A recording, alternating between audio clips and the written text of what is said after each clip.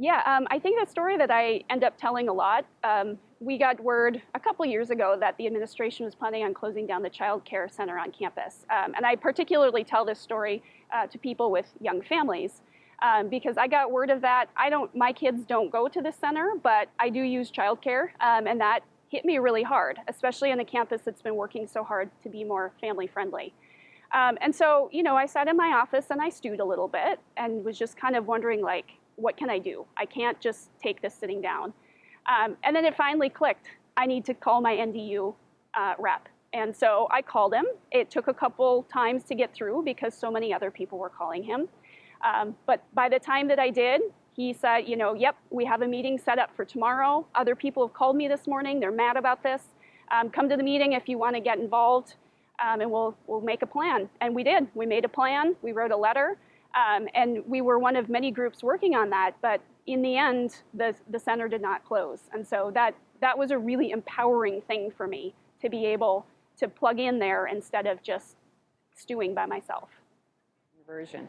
The liability and the advice and the backing of people that know what they're doing and the experts in their fields is far beyond any kind of help or assistance I would get from not being part of the association.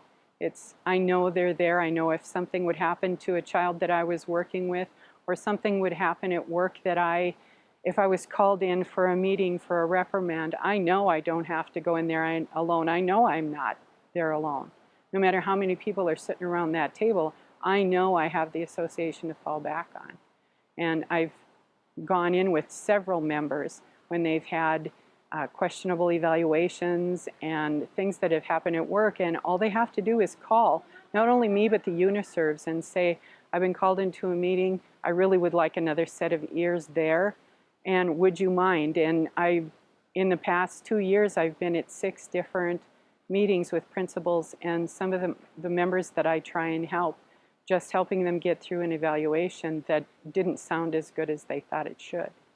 So just having that backing and that power that the association gives me is my biggest go-to speech. Is that you have building reps in your buildings. And if you have an issue, there is usually someone that you can also call to be an advocate for you, a teacher's advocate. I had an issue at one of the schools, and I wasn't getting any help from the principal. They had guaranteed me full-time, and it didn't happen, and my dad passed away.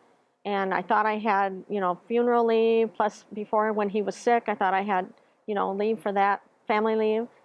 And I found out, all this time I thought I was full-time. I was working the hours for full-time. And then I come back and talk to the secretary, and she goes, you're not full-time. And I went, oh my gosh. So I went and talked to the principal, and nothing was done. So finally I went to the BR, and he was also a teacher advocate. So he came down and he took care of everything and got it straightened out.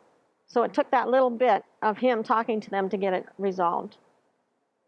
So I was like, and we've had other issues too with other people that I know, and it's been resolved.